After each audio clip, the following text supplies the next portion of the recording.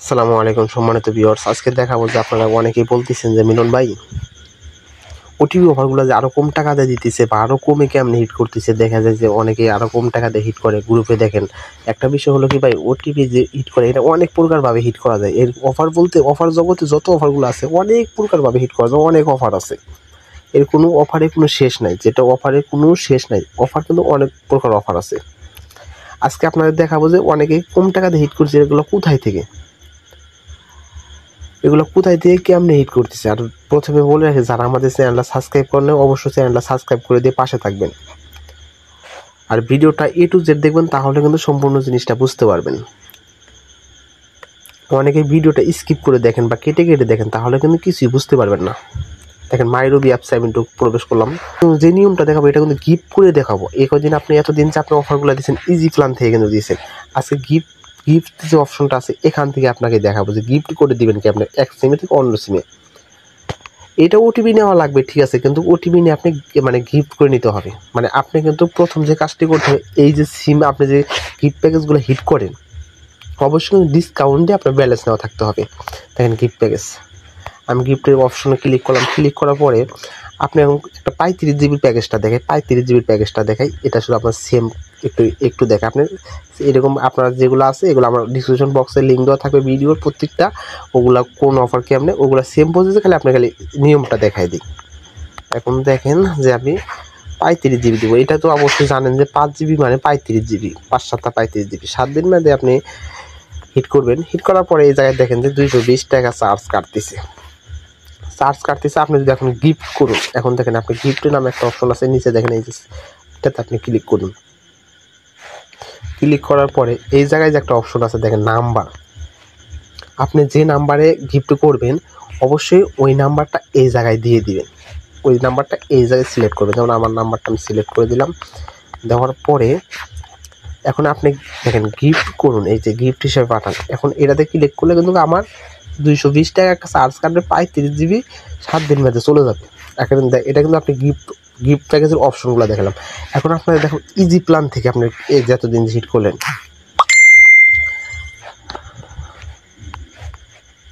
এখন easy plan থেকে যে আছে একটা জিনিস দেখা যায়, আমি কিন্তু ওই যে 35 জিবি দিচ্ছি, 35 জিবি দিচ্ছি 7 দিন মধ্যে। তাও দেখেন 7 দিন মধ্যে এই জায়গায় কিন্তু চার্জ 220 টাকায় কাটতেছি। ওই জায়গায় 220 টাকা, এই জায়গায় 220 টাকা, এর ভিতরে একটু পার্থক্য আছে, সেটা আমি পরে দেখাইতেছি। এই প্ল্যান কিনুন। এখন দেখেন আপনি কিন্তু এই জায়গায় কোনো নাম্বার দেওয়া বা অন্য নাম্বারে গিফট করার কোনো নেই, অপশন নাই, বা নাম্বার দেওয়ার অপশন নাই।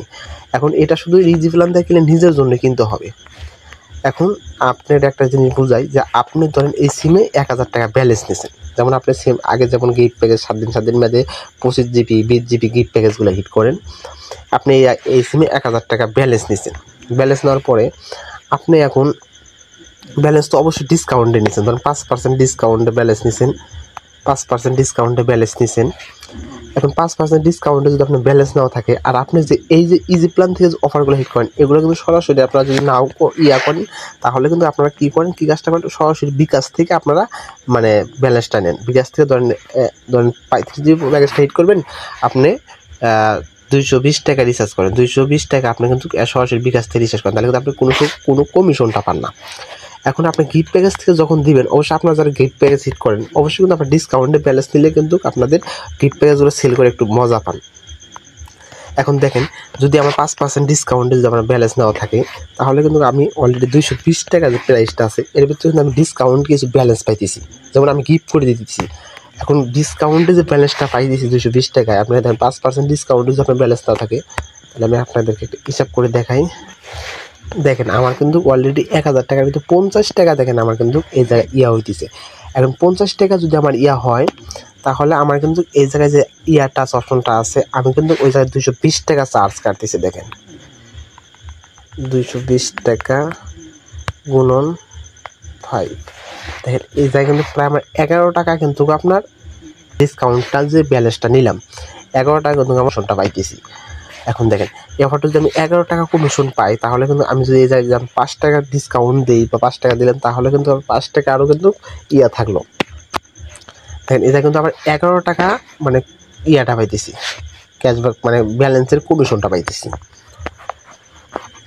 এখন এই জায়গায় চলে গেল, তাহলে এই অফারটা প্রাইস প্রথম হিট করতে 210 টাকা পড়লো। দেখেন 210 টাকা কিন্তু আপনার অফারের প্রাইসটা পড়লো, কারণ 10 টাকা যে আপনার ব্যালেন্সের টাকাটা 10 টাকা কিন্তু থাকলো, 11 টাকা ওই জায়গায় আপনার 10 টাকা ধরেন, তাহলে 200 আপনার 10 টাকা কিন্তু আপনার অফারটা কেনা পড়তেছে, মানে 35 জিবি 7 দিন মেয়াদে।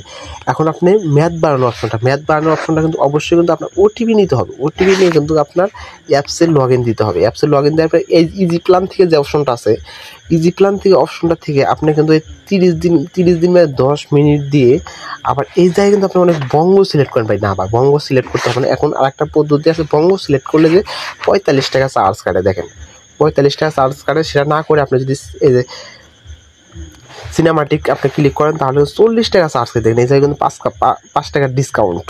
এখন আপনি আরেকটা জিনিস দেখায় যে এই ম্যাটটা বাড়ানোর মূল উদ্দেশ্যটা কি?